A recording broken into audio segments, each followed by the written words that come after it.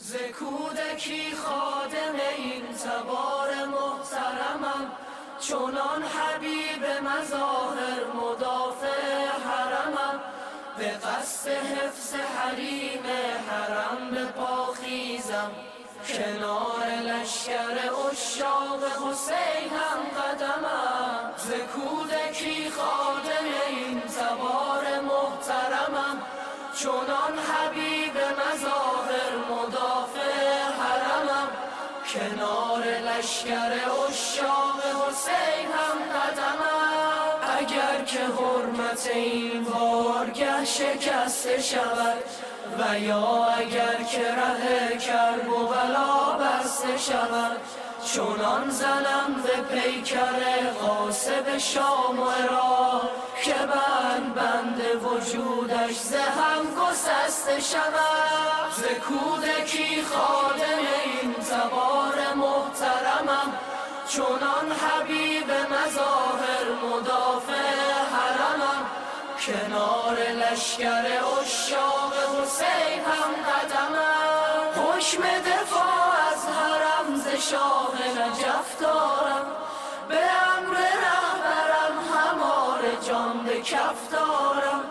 هدف فقط رهایی عراق و سوریه نیست، مسیرم از حلب از قدس را هدف دارم. ز کودکی خادم این تبار محترمم، چونان حبیب مظاهر مدافع حرمم.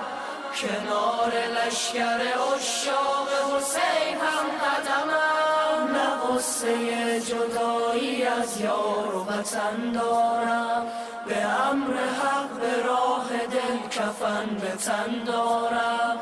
پریدن از قفس که بال و پر نمیخواهم، عشق از فال پریدن همان که من دارم. ز کودکی خادم این تبار محترمم، چونان حبیب مظاهر مدافع حرمم.